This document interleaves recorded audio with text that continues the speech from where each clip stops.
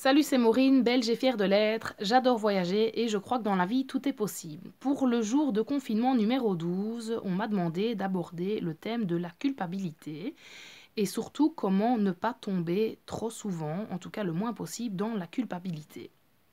Alors, déjà, il va falloir faire la différence entre être coupable de quelque chose et se sentir coupable de quelque chose. Il y a des gens qui se sentent coupables de tout. C'est un peu comme si ils se prenaient pour Dieu, en fait. Ils pensent que c'est eux qui sont aux manettes et qui sont responsables de tous les malheurs qui se passent autour d'eux. Ils vont se sentir responsables, par exemple, ils vont se sentir coupables. De pouvoir aller au restaurant, de pouvoir bien manger, alors que dans certains pays, il y a des enfants qui meurent de faim. Ils vont peut-être se sentir coupables d'être heureux, alors que un ami ou un voisin est malheureux ou en dépression. Enfin, ils se sentent toujours coupables de tout. À ces gens-là, j'ai envie de dire, vous n'êtes pas Dieu, lâchez le contrôle, vous ne pouvez pas contrôler, ce n'est pas vous qui contrôlez, donc ce n'est pas vous qui êtes responsable, et donc vous n'avez aucune raison de vous sentir coupable pour quelque chose que vous n'avez pas provoqué. Lâchez prise là-dessus et rendez le pouvoir du contrôle aux autres. Donc, pour reprendre l'exemple du voisin ou du copain qui est déprimé, si vous vous sentez coupable pour ça, c'est pas votre responsabilité. Mais rendez le contrôle à votre voisin. S'il veut sortir de sa déprime, il peut être lui responsable des actions qu'il va poser.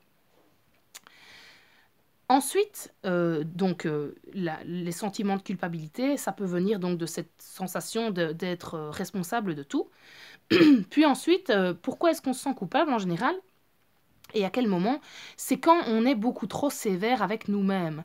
Notre juge intérieur qui nous juge pour un oui et pour un non, qui est beaucoup trop exigeant avec nous. Et ça, quand est-ce que ça arrive? Ça arrive quand on n'a pas assez d'amour de soi, quand on n'a pas assez d'acceptation de soi. Si vous vous acceptez, si vous acceptez tel que vous êtes, si vous vous aimez tel que vous êtes, eh bien, tout de suite, quand vous commettrez des erreurs, ça vous semblera beaucoup moins grave et vous n'allez pas, en faire tout un plat, vous n'allez pas culpabiliser. Donc, pour éviter la culpabilité, je vous suggère de nourrir, de nourrir votre amour de vous accepter tel que vous êtes, d'accepter les erreurs que vous avez faites, surtout que vos erreurs vont vous servir justement à apprendre. Vous n'êtes pas parfait, vous avez fait des erreurs, vous en ferez encore, donc pardonnez-vous et après on oublie, on passe à autre chose. Ce que vous pouvez aussi faire, c'est quand vous avez commis une erreur, c'est vous demander, bon, qu'est-ce que je peux faire pour réparer cette erreur? Avant de vous lancer dans la culpabilité, de vous prendre la tête avec ça, demandez-vous s'il n'y a pas quelque chose que vous pouvez faire pour réparer l'erreur. Vous avez blessé quelqu'un, vous avez fait du mal à quelqu'un, allez lui trouver, peut-être présentez-lui vos excuses tout simplement, ou demandez-lui si vous ne pouvez pas faire quelque chose pour réparer les conséquences de ce que vous avez fait. Donc, en gros, ça nous amène à la responsabilité. Parce que il faut justement, culpabilité et responsabilité, c'est tout à fait deux choses différentes. Vous pouvez, prenez la responsabilité de votre vie. Prenez la responsabilité de vos actes, de vos réactions, de vos paroles. Si vous êtes du genre, par exemple, à réagir très rapidement, un peu à chaud, comme ça, à des remarques ou à des comportements, et qu'après vous regrettez, vous vous dites, ah là là, j'aurais pas dû dire ça, c'est malin maintenant, il va m'en vouloir, en plus je le pensais pas vraiment, etc. Ben, là, je vais plutôt vous inviter plutôt que d'être dans la réaction, d'aller dans la réponse. Donc, imaginons quelqu'un vous dit quelque chose, vous vous sentez blessé. Au lieu de répondre du tac au tac, mettez un temps. Respirez une ou deux fois profondément, par exemple. Hein, comme on dit aux enfants, il faut tourner sa langue 7 fois dans sa bouche avant de parler. Ben là, c'est la même chose. Mettez du temps entre ce qu'on vous dit et qui vous blesse. Et puis, prenez le temps de répondre de façon plus posée, plus réfléchie et du coup, qui ne provoquera pas de regret ni de culpabilité chez vous. Même chose quand on vous demande quelque chose. Prenez le temps de répondre. Parce que si vous dites oui et que vous le regrettez, vous allez vous en vouloir parce que vous ne vous serez pas respecté. Et si vous dites non, peut-être que vous allez vous en vouloir parce que vous avez peur de blesser l'autre. Et dans les deux cas, réfléchissez et choisissez en conscience. On est encore dans... Là, on est dans l'amour de soi, on est dans l'affirmation de soi. J'ai fait une vidéo sur l'amour de soi. J'ai fait une vidéo sur l'affirmation de soi, oser dire non. Sur le lâcher-prise aussi. Et peut-être que de les revisionner, ça vous aidera un peu.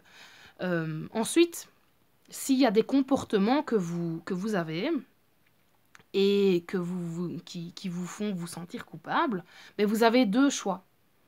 Soit vous arrêtez de faire ce que vous semblez être mal, ou soit vous changez votre façon de voir les choses. C'est aussi simple que ça. De nouveau, c'est une question de responsabilité et de point de vue.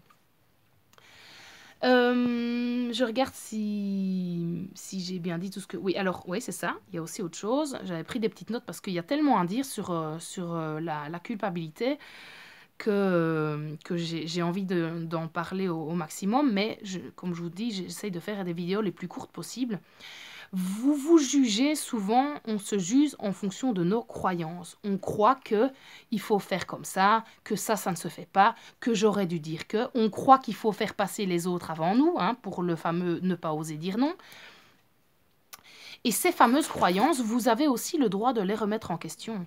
Si vous croyez que vous ne devez pas faire ça, ou que ce serait mieux que vous fassiez ça, et que ça vous provoque de la culpabilité, posez-vous peut-être la question, est-ce que vraiment cette croyance m'aide, et est-ce que vraiment c'est vrai que c'est pas bien, ou que ça ne se fait pas? Voilà, c'était un peu brouillon, j'ai dû recommencer la vidéo, je ne sais pas combien de fois, franchement, je vous conseille, je vous dis de ne pas être trop perfectionniste, et je crois que j'ai recommencé la vidéo au moins 7-8 fois, parce que je m'en mêlais les pinceaux, les idées partaient dans tous les sens, donc j'espère que j'ai quand même été assez claire, que ça va aider les gens qui sont un peu trop dans la culpabilité. Donc moi j'ai envie de dire, les mots-clés, c'est amour de soi, affirmation de soi, et lâcher prise. Alors là, voilà, lui aussi, il est fatigué. La vidéo était longue. Voilà, donc amour de soi, acceptation de soi, lâcher prise. Et surtout, arrêtez de culpabiliser pour des choses que vous n'êtes pas responsable. Je vous souhaite une très bonne soirée. Et je vous dis à demain pour la prochaine vidéo.